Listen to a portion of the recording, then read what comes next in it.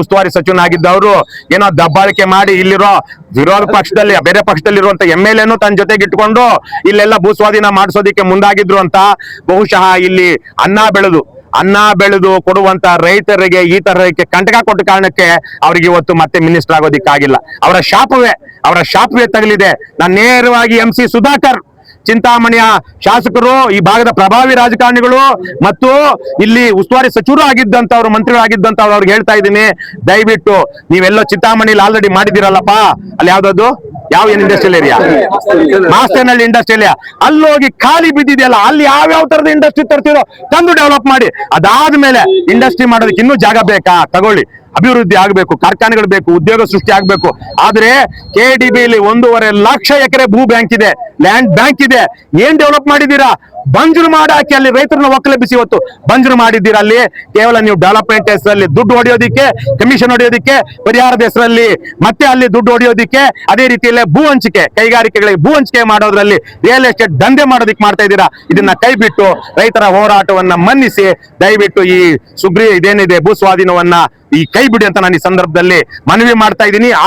ಈ ಜಂಗಮಕೋಟೆ ಹೋಬಳಿಯ ರೈತರ ಜಮೀನನ್ನ ಕಿತ್ಕೊಂಡ್ರೆ ಇದೇನೋ 250 ಕೋಟಿಯಲ್ಲಿ ಇವಾಗ ಡೆವಲಪ್ ಮಾಡೋದಕ್ಕೆ ಬಂದಿದಲ್ವಾ, ಅದು ಸ್ಮಶಾನವಾಗುತ್ತೆ ರೇಷ್ಮೆ ಮಾರುಕಟ್ಟೆ. ಯಾಕಂದ್ರೆ ರೇಷ್ಮೆನೇ ಗೂಡೇ ಬರ್ದೆ ಇದ್ಮೇಲೆ ಅಲ್ಲೇನಿರುತ್ತೆ ರಾಜಣ್ಣವ್ರು, ಇರುತ್ತಾ?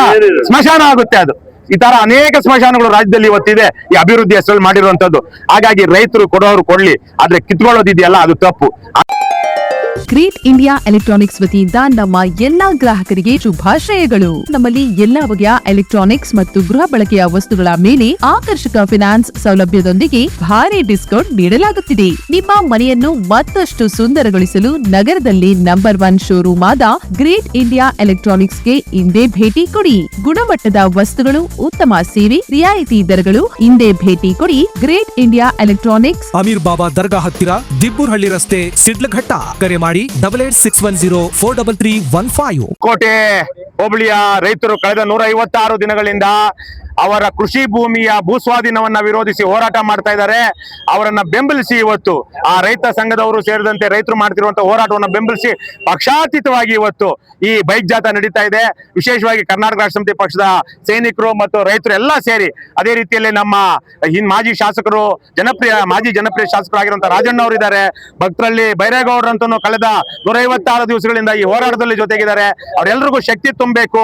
ಇದು ಕೇವಲ ಜಂಗಮಕೋಟೆ ಹೋಬಳಿಲಿ ಮಾತ್ರ ಆಗ್ತಾ ಇಲ್ಲ, ನಮ್ಮ ಆನೇಕಲ್ ತಾಲೂಕಿನ ಸರ್ಜಾಪುರ ಹೋಬಳಿಲೂ ಇದೇ ತರಕ್ಕೆ ಕೃಷಿ ಭೂಮಿಯ ಭೂಸ್ವಾಧೀನ ಆಗ್ತಾ ಇದೆ. ಅಲ್ಲಿ ಬಿಡದಿ ಬೈರಮಂಗಲದಲ್ಲಿ 7,500 ಎಕರೆ ಭೂಮಿ ಭೂಸ್ವಾಧೀನ ಆಗ್ತಾ ಇದೆ. ಇಲ್ಲಿ ಪಕ್ಕದ ದೊಡ್ಡಬಳ್ಳಾಪುರದ ದೊಡ್ಡಬಳ್ಳಾಪುರದಲ್ಲಿ ಆಗ್ತಾ ಇದೆ. ನಿಮ್ಗೆಲ್ಲ ಗೊತ್ತಿರೋ ಹಾಗೆ ಇದೇ ಜಂಗಮಕೋಟೆ ಹೋಬಳಿಲಿ ಇವಾಗ ಏನ್ ಭೂಸ್ವಾಧೀನ ಆಗ್ತಿದ್ಯೋ ಅದ್ರ ಪಕ್ಕದಲ್ಲಿ 4,500 ಎಕರೆ ಭೂಮಿಯನ್ನ KDB ಅವರು ಭೂಸ್ವಾಧೀನ ಮಾಡ್ಕೊಂಡಿದ್ದಾರೆ.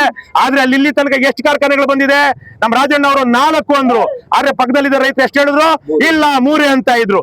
ಇದು ಕರ್ನಾಟಕ ಕಂಡ ಅತ್ಯಂತ ನೀಚಾತಿ ನೀಚ ಕೊಳಕ ರಿಯಲ್ ಎಸ್ಟೇಟ್ ಕಂಪನಿ ಏನಾದ್ರೂ ಇದ್ರೆ ನಂಬರ್ 1 ಅದು. ಭ್ರಷ್ಟ ಅಪರಾಧ ಚಟುವಟಿಕೆಗಳಿಗೆ ಆಡಂಬಲ ಆಗಿರುವಂತಹ ಒಂದು ರಿಯಲ್ ಎಸ್ಟೇಟ್ ಕಂಪನಿ ಇದೆ, ಅದು KDB.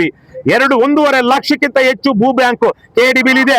ಆದ್ರೆ ಅಲ್ಲಿ ಡೆವಲಪ್ ಮಾಡಿದಿರಾ ಬೆಂಗಳೂರು ಸುತ್ತಮುತ್ತ ಇರುವಂತಹ ಫಲವತ್ತಾದ ಭೂಮಿಯನ್ನ ಒಂದು ಹೇಳ್ಬೇಕು. ಇಲ್ಲಿ ನಮ್ಮ ಸ್ನೇಹಿತರು ಒಬ್ಬ ರೈತರಿದ್ರು, ಒಂದು ಹಳ್ಳಿ ಮುಂದೆ ಬಂದ್ವಿ ನಾವು, 1.5 ಕೋಟಿಗೆ ಮನೆ ಕಟ್ಟಿದ್ದಾರೆ ಒಬ್ಬ ರೈತರು. ಹೇಗೆ? ಕೇವಲ 2 ಎಕರೆಯಲ್ಲಿ ಶುಂಠಿ ಬೆಳೆದು ಇವತ್ತು ಅವ್ರಿಗೆ ಪರಿಹಾರ 1.5 ಕೋಟಿ. ಆಮೇಲೆ ಏನ್ ಹಿಡ್ಕೊಂಡು ಹೋಗ್ಬೇಕು? ಅವರು ಚಿಪ್ಪು ಚೆಂಬು ಹಿಡ್ಕೊಂಡು ಹೋಗ್ಬೇಕು. ಹಾಗಾಗಿ ಬಹಳ ಗೌರವಯುತವಾಗಿ ಬದುಕುವಂತಹ ಒಳ್ಳೆಯ ಇಡೀ ರಾಜ್ಯದಲ್ಲಿಯೇ ನಾನು ಕಂಡಿದ್ದೀನಿ. ರಾಜ್ಯದ ಮೂಲೆಗೆ ಹೋಗಿದ್ದೀನಿ, 31 ಜಿಲ್ಲೆಗಳಲ್ಲಿ 170ಕ್ಕಿಂತ ಹೆಚ್ಚು ತಾಲೂಕುಗಳಿಗೆ ಹೋಗಿದ್ದೀನಿ, ನಾನು ತಾಲೂಕು ಕೇಂದ್ರಗಳಿಗೆ ಹೋಗಿದ್ದೀನಿ.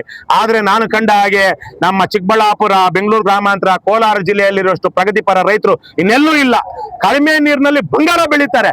ಅಂತಹ ಜನರನ್ನ ಒಕ್ಕಲೆಬ್ಬಿಸಿ ಸರ್ಕಾರ ಇನ್ನೆಂತಹ ಅಭಿವೃದ್ಧಿ ಮಾಡೋದಕ್ಕೆ ಹೋಗ್ತಾ ಇದೆ. ಹಾಗಾಗಿ ಈ ಕೂಡಲೇ ಭ್ರಷ್ಟ ಒಂದು ಅಪರಾಧ ಚಟುವಟಿಕೆಗಳ ಕೇಂದ್ರವಾಗಿರುವಂತಹ KDB ಈ ಕೂಡಲೇ ಈ ಭೂಸ್ವಾಧೀನವನ್ನ ಕೈ ಬಿಡಬೇಕು. ರೈತರು ಸೇರಿದಂತೆ ರಾಜಣ್ಣ ಅವರು, ಬೈರೇಗೌಡರು ಇವರೆಲ್ಲ ಸೇರಿದಂತೆ ರೈತರು ಮಾಡ್ತಿರುವಂತಹ ಹೋರಾಟವನ್ನ ಸರ್ಕಾರ ಗಮನಿಸಿ ಈ ಕೂಡಲೇ ಭೂಸ್ವಾಧೀನವನ್ನ ಕೈ ಬಿಡಬೇಕು. ಆ ನಿಟ್ಟಲ್ಲಿ ಇವತ್ತು ಬೈಕ್ ಜಾಥಾವನ್ನು ಒಂದು ಎಚ್ಚರಿಕೆ ಗಂಟೆಯಾಗಿ ನಾವು ಸರ್ಕಾರಕ್ಕೆ ತೋರಿಸ್ತಾ ಇದ್ದೀವಿ. ಇದನ್ನ ಮೀರಿ ಸರ್ಕಾರ ದರ್ಪದಿಂದ, ದಬ್ಬಾಳಿಕೆಯಿಂದ, ದುರ್ಯೋಧನನ ಮನಸ್ಥಿತಿಯಲ್ಲಿ ಮುಂದುವರಿದ್ರೆ, ಈಗಾಗಲೇ ಕೊನೆಯಲ್ಲಿ ಒಂದು ವಿಚಾರ, ಯಾರೋ ಒಬ್ಬ ರಾಜ್ಯದ ಈ ಜಿಲ್ಲೆಯ ಉಸ್ತುವಾರಿ ಸಚಿವನಾಗಿದ್ದವರು ಏನೋ ದಬ್ಬಾಳಿಕೆ ಮಾಡಿ ಇಲ್ಲಿರೋ ವಿರೋಧ ಪಕ್ಷದಲ್ಲಿ ಬೇರೆ ಪಕ್ಷದಲ್ಲಿರುವಂತ MLA ತನ್ನ ಜೊತೆಗೆ ಇಟ್ಕೊಂಡು ಇಲ್ಲೆಲ್ಲ ಭೂಸ್ವಾಧೀನ ಮಾಡಿಸೋದಿಕ್ಕೆ ಮುಂದಾಗಿದ್ರು ಅಂತ. ಬಹುಶಃ ಇಲ್ಲಿ ಅನ್ನ ಬೆಳೆದು ಕೊಡುವಂತ ರೈತರಿಗೆ ಈ ತರಕ್ಕೆ ಕಂಟಕ ಕೊಟ್ಟ ಕಾರಣಕ್ಕೆ ಅವ್ರಿಗೆ ಇವತ್ತು ಮತ್ತೆ ಮಿನಿಸ್ಟರ್ ಆಗೋದಿಕ್ಕಾಗಿಲ್ಲ. ಅವರ ಶಾಪವೇ ತಗಲಿದೆ. ನಾನು ನೇರವಾಗಿ MC ಸುಧಾಕರ್, ಚಿಂತಾಮಣಿಯ ಶಾಸಕರು, ಈ ಭಾಗದ ಪ್ರಭಾವಿ ರಾಜಕಾರಣಿಗಳು ಮತ್ತು ಇಲ್ಲಿ ಉಸ್ತುವಾರಿ ಸಚಿವರು ಆಗಿದ್ದಂತವ್ರು, ಮಂತ್ರಿಗಳಾಗಿದ್ದಂತವ್ರು ಅವ್ರಿಗೆ ಹೇಳ್ತಾ ಇದ್ದೀನಿ, ದಯವಿಟ್ಟು ನೀವೆಲ್ಲೋ ಚಿಂತಾಮಣಿಲಿ ಆಲ್ರೆಡಿ ಮಾಡಿದಿರಲ್ಲಪ್ಪ, ಅಲ್ಲಿ ಯಾವ್ದದು ಏನ್ industrial area, Mastenahalli industrial area, ಅಲ್ಲೋಗಿ ಖಾಲಿ ಬಿದ್ದಿದೆಯಲ್ಲ, ಅಲ್ಲಿ ಯಾವ್ಯಾವ ತರದ ಇಂಡಸ್ಟ್ರಿ ತರ್ತಿರೋ ತಂದು ಡೆವಲಪ್ ಮಾಡಿ. ಅದಾದ್ಮೇಲೆ ಇಂಡಸ್ಟ್ರಿ ಮಾಡೋದಕ್ಕೆ ಇನ್ನೂ ಜಾಗ ಬೇಕಾ, ತಗೊಳ್ಳಿ. ಅಭಿವೃದ್ಧಿ ಆಗ್ಬೇಕು, ಕಾರ್ಖಾನೆಗಳು ಬೇಕು, ಉದ್ಯೋಗ ಸೃಷ್ಟಿ ಆಗ್ಬೇಕು. ಆದ್ರೆ KDBಯಲ್ಲಿ 1.5 ಲಕ್ಷ ಎಕರೆ ಭೂ ಬ್ಯಾಂಕ್ ಇದೆ, ಲ್ಯಾಂಡ್ ಬ್ಯಾಂಕ್ ಇದೆ. ಏನ್ ಡೆವಲಪ್ ಮಾಡಿದೀರಾ? ಬಂಜರು ಮಾಡಾಕಿ ಅಲ್ಲಿ ರೈತರನ್ನ ಒಕ್ಕಲೆಬ್ಬಿಸಿ ಇವತ್ತು ಬಂಜರು ಮಾಡಿದ್ದೀರಾ. ಅಲ್ಲಿ ಕೇವಲ ನೀವು ಡೆವಲಪ್ಮೆಂಟ್ ಹೆಸರಲ್ಲಿ ದುಡ್ಡು ಹೊಡೆಯೋದಿಕ್ಕೆ, ಕಮಿಷನ್ ಹೊಡೆಯೋದಿಕ್ಕೆ, ಪರಿಹಾರದ ಹೆಸರಲ್ಲಿ ಮತ್ತೆ ಅಲ್ಲಿ ದುಡ್ಡು ಹೊಡೆಯೋದಿಕ್ಕೆ, ಅದೇ ರೀತಿಯಲ್ಲೇ ಭೂ ಹಂಚಿಕೆ, ಕೈಗಾರಿಕೆಗಳಿಗೆ ಭೂ ಹಂಚಿಕೆ ಮಾಡೋದ್ರಲ್ಲಿ ರಿಯಲ್ ಎಸ್ಟೇಟ್ ದಂಧೆ ಮಾಡೋದಿಕ್ಕೆ ಮಾಡ್ತಾ ಇದ್ದೀರಾ. ಇದನ್ನ ಕೈ ಬಿಟ್ಟು ರೈತರ ಹೋರಾಟವನ್ನ ಮನ್ನಿಸಿ ದಯವಿಟ್ಟು ಈ ಇದೇನಿದೆ ಭೂ ಸ್ವಾಧೀನವನ್ನ ಈ ಕೈ ಬಿಡಿ ಅಂತ ನಾನು ಈ ಸಂದರ್ಭದಲ್ಲಿ ಮನವಿ ಮಾಡ್ತಾ ಇದ್ದೀನಿ, ಆಗ್ರಹ ಮಾಡ್ತಾ ಇದ್ದೀನಿ, ಎಚ್ಚರಿಕೆ ಕೊಡ್ತಾ ಇದ್ದೀನಿ. ಅದೇ ಈಗ ಹೇಳಿದ್ರೆ ಒಬ್ರು 1.5 ಕೋಟಿಗೆ ಮನೆ ಕಟ್ಟಿದ್ದಾರೆ, 1.5 ಕೋಟಿ ಅಷ್ಟು ಒಂದೇ ವರ್ಷದಲ್ಲಿ ಬೆಳೆದಿದ್ದಾರೆ. ಯಾರೋ ಪಾಪ ಕೆಲವೊಬ್ರು ತಗೊಳ್ತಾರೆ. ಆದ್ರೆ ರೈತನಿಗೆ ಜಮೀನು ಮಾರುವಂತ ಹಕ್ಕಿರ್ಬೇಕು. ನಾನೊಬ್ಬ ರೈತನಾಗಿ ನನ್ನ ಜಮೀನನ್ನ ಯಾರಿಗೆ ಯಾವತ್ತು ಯಾವ ರೇಟ್ಗೆ ಮಾರ್ಬೇಕು ಅಂತ ಹಕ್ಕಿರ್ಬೇಕು. ಇವತ್ತೇನ್ ಮಾಡ್ತಾ ಇದ್ರೆ ಭೂ ಸ್ವಾಧೀನ ಯಾರಿಗೂ ಹಕ್ಕಿಲ್ಲ.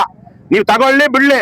ಈಗೇನೋ ಕೊಟ್ಟಿದ್ರಲ್ಲ 13 ರೈತರು ಯಾರೋ ಕೆಲವೊಬ್ರು ಇದ್ದೇ ಇರ್ತಾರೆ. ಅವ್ರಿಗೆ ಅನಿವಾರ್ಯತೆ ಇರುತ್ತೆ, ಜಮೀನು ಸ್ವಲ್ಪ ಬಂಜರಿರಬಹುದು, ಅವ್ರಿಗೆ ಮಕ್ಕಳು ಓದಿಸೋದಿಕ್ಕಿರ್ಬೋದು, ಮದುವೆಗಿರ್ಬೋದು, ಅನಿವಾರ್ಯತೆ ಇರುತ್ತೆ, ತಗೊಂಡಿರ್ಬಹುದು ಅಂತವ್ರು. ಆದ್ರೆ ಮಿಕ್ಕ ರೈತರನ್ನ ದಬ್ಬಾಳಿಕೆ ಮಾಡೋದು ತಗೊಳ್ಳೋದು. ನೀನ್ ಯಾವನೇ ಇರ್ಲಿ, ಅವನು ಯಾವನೇ ಇರ್ಲಿ, ರೈತರಿಗೆ ನೀವು ಭೂಸ್ವಾಧೀನ ಅಂತ ಹೇಳಿ ತಗೊಳ್ಳೋದಿಕ್ಕೆ ನಿಮ್ಗೆ ಎಷ್ಟು ವರ್ಷಗಳಿಂದ ನಿಮ್ಗೆ ಅಧಿಕಾರ ಮಾಡ್ತೀರಾ, ಈ ದಬ್ಬಾಳಿಕೆ ಮಾಡ್ತೀರಾ. ಹಾಗಾಗಿ ತಗೊಂಡಿರೋರು ತಗೊಳ್ಳಿ, ನಮ್ಗೇನು ಅಭ್ಯಂತರ ಇಲ್ಲ. ಆದ್ರೆ 90% ಗಿಂತ ಹೆಚ್ಚಿನ ಜನ ರೈತರು ಹೈನುಗಾರಿಕೆಯಲ್ಲಿ ಇಲ್ಲಿ ರೇಷ್ಮೆ, ನಾನು ಹೇಳ್ತಾ ಇದ್ದೀನಿ, ಈ ಜಂಗಮಕೋಟೆ ಹೋಬಳಿಯ ರೈತರ ಜಮೀನನ್ನ ಕಿತ್ಕೊಂಡ್ರೆ ಇದೇನೋ 250 ಕೋಟಿಯಲ್ಲಿ ಇವಾಗ ಡೆವಲಪ್ ಮಾಡೋದಕ್ಕೆ ಬಂದಿದಲ್ವಾ, ಅದು ಸ್ಮಶಾನವಾಗುತ್ತೆ ರೇಷ್ಮೆ ಮಾರುಕಟ್ಟೆ. ಯಾಕಂದ್ರೆ ರೇಷ್ಮೆನೇ ಗೂಡೇ ಬರ್ದೆ ಇದ್ಮೇಲೆ ಅಲ್ಲೇನಿರುತ್ತೆ ರಾಜಣ್ಣವ್ರು, ಇರುತ್ತಾ?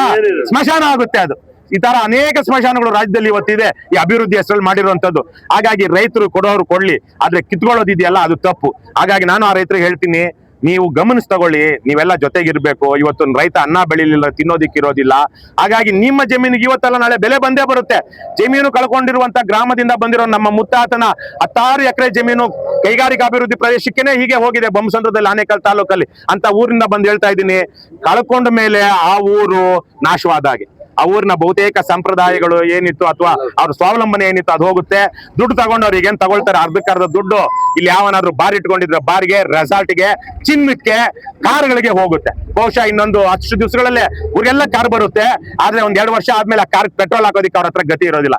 ಇದು ಅಭಿವೃದ್ಧಿಯ ದುಷ್ಪರಿಣಾಮಗಳು. ಅದ್ರಲ್ಲಿ ಅಷ್ಟಿದೇನೂ ಇಲ್ಲ. ಅದ್ರ ಬಗ್ಗೆ ನಾವು ಒಪ್ಕೊಳ್ತೀವಿ. ಆದ್ರೆ ಆಗ್ಲೇ ಕೈಗಾರಿಕೆಗಳು ಬರ್ಬೇಕಲ್ವಾ. ಈಗಾಗಲೇ ಕೈಗಾರಿಕಾ ಪ್ರದೇಶಗಳು ಅಭಿವೃದ್ಧಿ ಅಂತ ಹೇಳಿ 1.5 ಲಕ್ಷ ಎಕರೆಗಳ ಅಭಿವೃದ್ಧಿ ಮಾಡಿದಿರಲ್ವಾ. ಎಷ್ಟು ಕೈಗಾರಿಕೆಗಳು ಬಂದಿದೆ, ಅಲ್ಲಿ ಯಾಕೆ ಮಾಡೋದಿಕ್ಕೆ ಆಗ್ತಾ ಇಲ್ಲ? ಇಲ್ಲಿ ನೀರಿಲ್ದೆ ಇರೋದನ್ನ ಯಾವ ಅಮೃತದ ತರ ತಗೊಂಡು ಜನ ಇಲ್ಲಿ ಇಂತ ಬೆಳೆ ಬೆಳೀತಾ ಇದ್ದಾರೆ. ಅಲ್ಲಿ ಕೃಷ್ಣಾ ನದಿ ಇದೆ, ತುಂಗಭದ್ರಾ ಇದೆ, ಭೀಮಾ ಇದೆ, ಮಲಪ್ರಭಾ, ಘಟಪ್ರಭಗಳಿದೆ. ನೀರಿಗೆ ಯಾವುದೇ ಕೈಗಾರಿಕೆಗಳಲ್ಲಿ ನೀರ್ ಬೇಕಲ್ವಾ. ಅಂತಹ ಜಾಗಗಳಲ್ಲಿ ಹೋಗಿ ನೀವು ಯಾಕೆ ಅಭಿವೃದ್ಧಿ ಮಾಡ್ತಾ ಇಲ್ಲ? ಯಾಕೆ ಇಲ್ಲೇ ಮಾಡ್ತಾ ಇದ್ದೀರಾ? ಯಾಕೆ ಇಲ್ಲಿ ಎಕರೆಗೆ ಪರಿಹಾರ 1.5 ಕೋಟಿ, 10% ಕಮಿಷನ್ ಅವರು ಎಕರೆಗೆ 15 ಲಕ್ಷ ಈ ಲೋಫರ್ಗಳು, ಲುಚ್ಚಾಗಳು, ಹಲ್ಕಾಗಳು KDBಲಿ ಇರೋರು ತಿನ್ಬಹುದು. ಅಲ್ಲಿ 20 ಲಕ್ಷ 15 ಲಕ್ಷ ಪರಿಹಾರ ಎಲ್ಲಿ? ಉತ್ತರ ಕರ್ನಾಟಕದಲ್ಲಿ. ಅಲ್ಲಿ 1 ಎಕರೆಗೆ ಇವ್ರ ಕಮಿಷನ್ ಎಷ್ಟು ಬರುತ್ತೆ? 50,000 1 ಲಕ್ಷ. ಈ ಅಮೇಧ್ಯ ತಿನ್ನೋದಕ್ಕೆ ಇವ್ರು ಇಲ್ಲಿ ಮಾಡ್ತಾ ಇರೋದು. ಕೈಗಾರಿಕೆಗಳು ಬೇಕು ನಮ್ಮಲ್ಲೇನೆ. ನಮ್ಮ ಮುತ್ತಾತನ ಜಮೀನಿನಲ್ಲಿ ಕೈಗಾರಿಕೆಗಳನ್ನ ತಗೊಂಡಿರೋದ್ರಲ್ಲಿ ಇವತ್ತು ಆ ಕೈಗಾರಿಕೆಗಳು ಮುಗಿದು ಅಲ್ಲೇ ಅಪಾರ್ಟ್ಮೆಂಟ್ ಕಟ್ತಾ ಇದ್ದಾರೆ. ಬೊಮ್ಮಸಂದ್ರ ಇಂಡಸ್ಟ್ರಿಯಲ್ ಏರಿಯಾದಲ್ಲಿ ನನ್ನ ಮುತ್ತಾತ, ನನ್ನ ತಾತ ಹುತ್ತಿ ಬೆಳೆದಂತ ಜಮೀನಲ್ಲಿ ಇವತ್ತು ಅಪಾರ್ಟ್ಮೆಂಟ್ ಬರ್ತಾ ಇದೆ ಕೈಗಾರಿಕೆಗಳಿಗಂತ ತಗೊಂಡಿರೋದ್ರಲ್ಲಿ. ಹಾಗಾಗಿ ಇದು ರಿಯಲ್ ಎಸ್ಟೇಟ್ ಏನೋ ಅಥವಾ ಕೈಗಾರಿಕೆಗಳಿಗಂತ ಮಾಡ್ತಾ ಇರುವಂತಹದ್ದು, ಇದನ್ನು ಜನ ಗಮನಿಸಬೇಕು.